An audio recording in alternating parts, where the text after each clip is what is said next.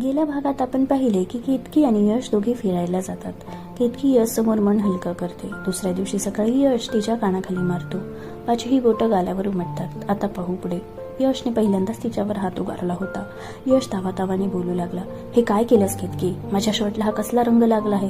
तुला काळजीपूर्वक कामं करताच येत नाही का तू अशी मूर्खासारखी वागतेस? यश, कानाखाली मारावं इतका मोठा मी गुन्हा केला का? केतकी दुखी स्वरात म्हणाली. केतकीला एक शब्द बोलू वाटत नव्हता. काल अगदी डोक्यावर हात ठेवून प्रेम दाखवत होता आणि आज चक्क हात उगारला. केतकीच्या डोळ्यावर जी खोट्या प्रेमाची पट्टी होती ती आज खऱ्या अर्थाने उतरली होती. ती फार आशेने सासूकडे पाहत होती. आज तरी ती यशला बोलेल, पण नाही.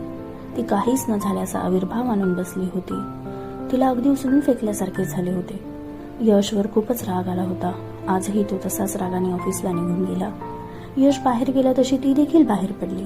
तिला पाठवून सासूने कुठे जाते आहेस विचारले. तिला त्या प्रश्नाला उत्तर देण्याची गरजच वाटली नाही. ती कोणत्या अधिकाराने विचारत होती?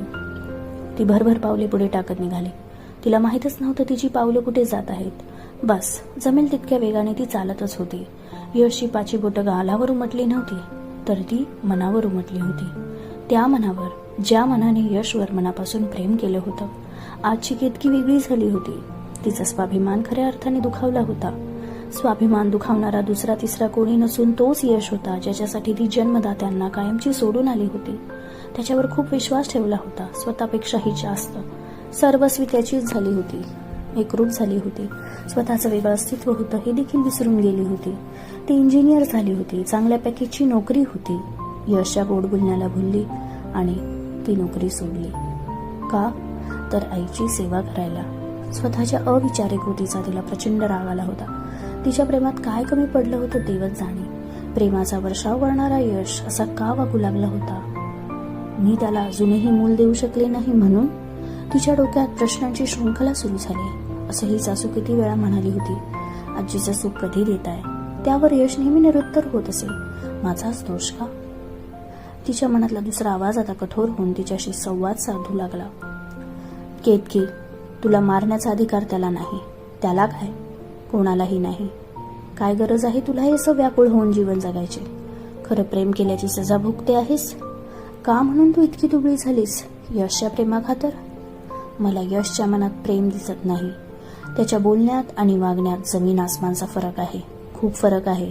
नको अशी लाचार दुबळी बनून राहूस. तुलाही आनंदाने जगण्याचा अधिकार आहे. सोड त्याला. निघून जा कुठेतरी दूर, खूप दूर. पुन्हा तिचे एक भावनिक मन तिची समजूत काढू लागलं. तू माझं ऐक. यश तुझ्यावर खूप प्रेम करतो. त्याला सोडून जाऊ नकोस. नवरा बायकोमध्ये भांडण होतात. हे नॉर्मल आहे. हे नॉर्मल नाही. एखाद्या पशुला वागणूक द्यावी अगदी तसाच वागायला लागला आहे तो. त्याचे वागणे दुर्लक्ष करू नकोस. कठोर मन ठणकावून सांगत होते. केतकीचं डोकं भणभणायला लागले होते. तिथे जवळच्या गार्डनमध्ये ती बसली. समोरच तिला एक कॉलेजमधील एक मुलगा आणि मुलगी दिसली.